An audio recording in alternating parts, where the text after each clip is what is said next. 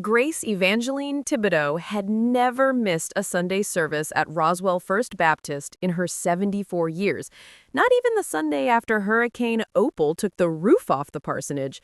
So when Mother's Day rolled around in 2025, she was up at 5, pressing her pale green linen dress, the one with the tiny magnolia print she'd bought at Dillard's in Atlanta 23 years ago, and still fit like it was sewn on her yesterday.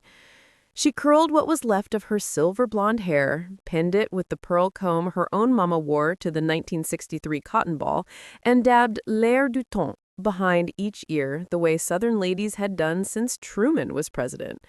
She baked a coconut cake before the sun cleared the pines, the same recipe her great-aunt Lucille had carried in her head from Natchitoches to Atlanta in 1938. She tucked a bouquet of grocery store peach roses into the passenger seat of her 2009 Camry, paid off in 2014, 83,000 gentle miles, and drove the 12 miles from her little brick ranch in Alpharetta to her daughter's house in Milton, where the lots were measured in acres and the mailboxes looked like miniature plantations. Daniel and Michael had done well. Nursing degree, real estate developer, husband, 2 perfect grandchildren, Ainsley 8 and Tripp 5, and a house that had been in Atlanta magazine twice. Grace had helped make that possible, of course. She never bragged about that. Southern women didn't brag, they just did. She pulled up at 10:17 a.m. The azaleas were screaming pink, and the porch rockers already held orange juice mimosas for the early arrivals.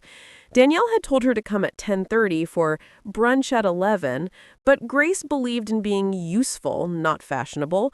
She carried the cake and roses up the flagstone walk, humming Blessed Assurance. "Grand Grace!" Tripp launched himself at her knees, cowboy boots and all.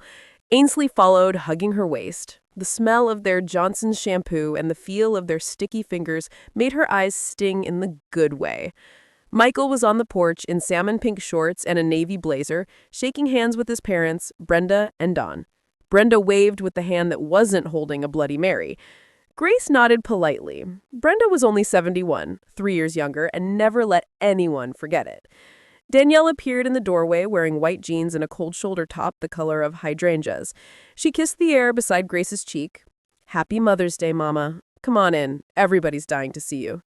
The dining room table could seat 20, and it nearly was.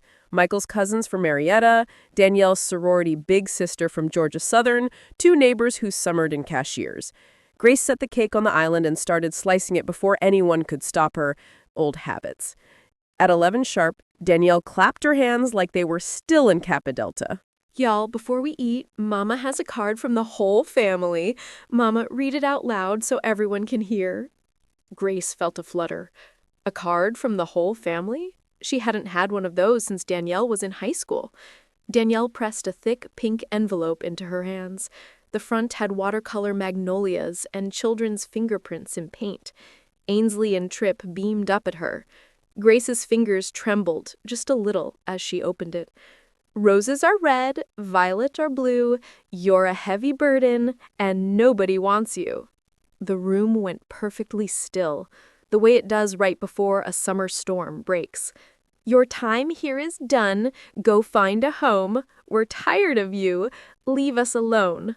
With all our love, your family, who can't stand you anymore."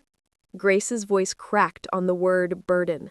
The paper shook so hard the magnolias blurred. Michael barked out a laugh first, sharp, triumphant. Brenda covered her mouth, but her shoulders shook. Danielle's eyes glittered with tears of mirth. "Oh, Mama, your face!" Danielle wheezed. "You should see yourself." Someone, Grace would never remember who, started clapping slowly, the way people do at a roast. A couple of the cousins pulled out phones.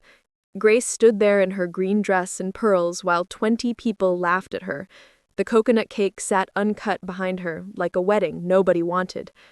"It's just a joke, Mama," Danielle said, wiping her eyes.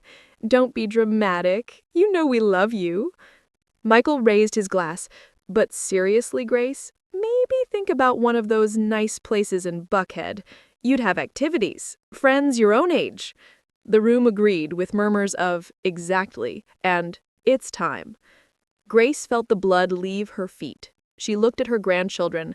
Ainsley looked confused. Tripp was giggling because the adults were. She laid the card gently on the table, the way you lay a dead bird you find on the porch.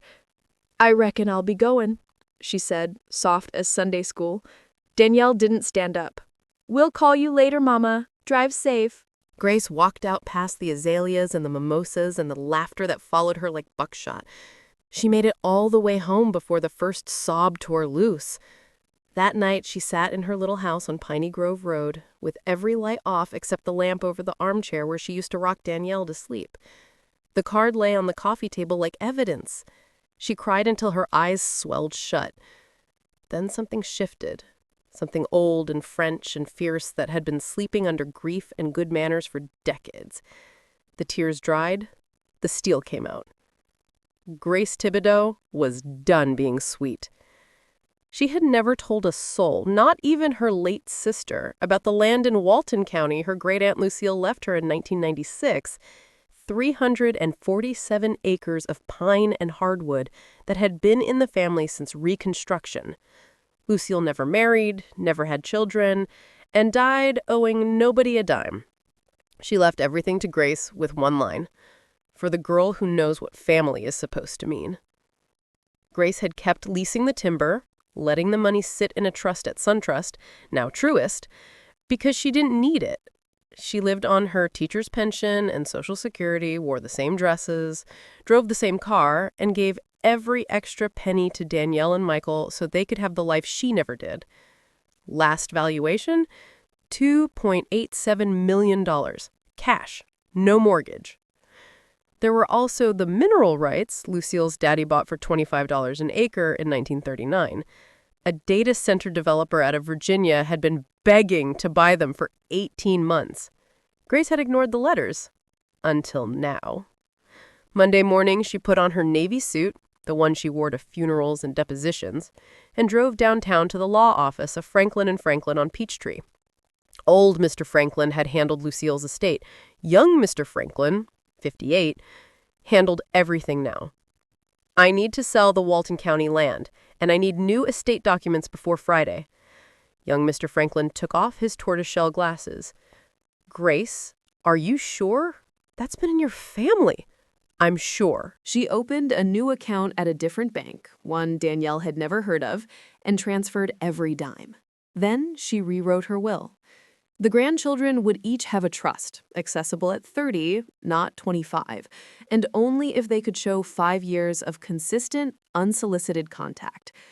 Everything else went to the Atlanta Community Food Bank and Our House, a shelter for homeless families. Danielle and Michael got nothing but a handwritten note that would be mailed with the will when Grace died.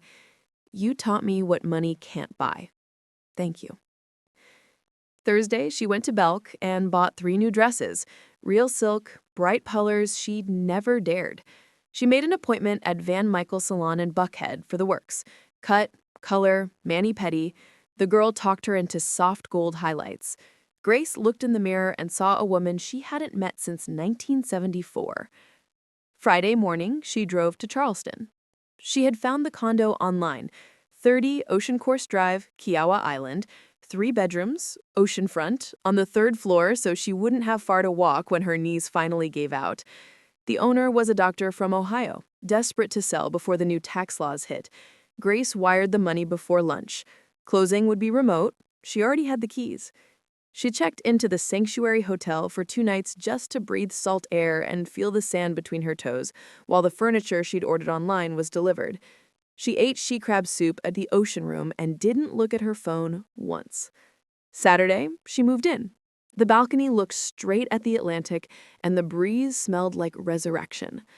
Sunday, 1 week after the worst Mother's Day of her life, Grace sat down at the brand-new teak desk facing the sea and wrote 2 letters on heavy cream stationery with her full name embossed at the top. To Danielle Marie Thibodeaux Lauren. My darling girl. By the time you read this, I will be living in South Carolina on property you never knew existed. The land Aunt Lucille left me sold for enough that I will never want for anything again. Every penny I ever gave you, The wedding, the down payment, the cars, the Disney trips, the little helps that added up to more than $250,000 came from love. The way you repaid it came from somewhere else. I have canceled every account you had access to. I have changed my will. Your children will be provided for if they choose relationship over obligation. You and Michael will have to stand on your own, something I should have let you do 20 years ago. The card was cruel, but it was also honest. You finally said what you'd been thinking for years. Thank you for that. Truth, even ugly truth, sets people free. If you ever wake up at 3 a.m. and remember the nights I rocked you when your daddy left, or the double shifts I worked so you could pledge Kappa, or the Christmas I sold Mama silver so you'd have study abroad money, if any of that ever matters more to you than being embarrassed by an old woman in a green dress, then you know where to find me. Until then, I release you. Your mother, Grace Evangeline Thibodeaux. The second letter was shorter. Michael, you married my daughter, and I loved you like a son. You treated me like a pest. Enjoy the life you have left to build without my money. And the next time you laugh at an old woman's pain, remember this: steel magnolias don't wilt. We just moved to better gardens. Grace. She mailed them from the little Kiowa post office with no return address except the condo number. Then she walked down to the beach, took off her sandals, and let the Atlantic wash her feet for the first time in 50 years. 3 months later, Danielle showed up unannounced. Grace was on the balcony drinking sweet tea with a slice of key lime pie when the doorbell rang. She opened it to find her daughter standing there in yoga pants and last season's Tory Burch sandals, eyes red, no makeup. "Mama," she whispered. Grace said nothing, just looked at her the way Sunday school teachers look at children who've been caught lying. "I'm so sorry," Danielle said, voice cracking. I didn't know about the land. I didn't know how much you gave us. I didn't know." "You knew enough," Grace said quietly. "You knew I loved you." Danielle started to sob. Grace stepped aside. "Come in, baby. Sit down. You look like you could use some tea." They sat on the balcony for 2 hours. Danielle cried. Grace listened. She did not forgive. Not yet. Forgiveness, Grace had decided, was like kudzu. It grew slow and only where the ground was ready. But she let Danielle stay for supper. She even cut her a slice of coconut cake she'd baked that morning. Some hurts take longer than a tide to wash away, but the ocean keeps coming back, steady and patient. And Grace Evangeline Thibodeaux had all the time in the world now. She wore bright colors every day. She joined the Kiowa Book Club and the Garden Club and took up pickleball, Lord help her. She laughed loud and often. Neighbors called her Miss Grace and fought to sit beside her at supper club. And every single night, she walked down to the water's edge, looked up at the stars, and whispered the same thing: "I'm not done blooming yet."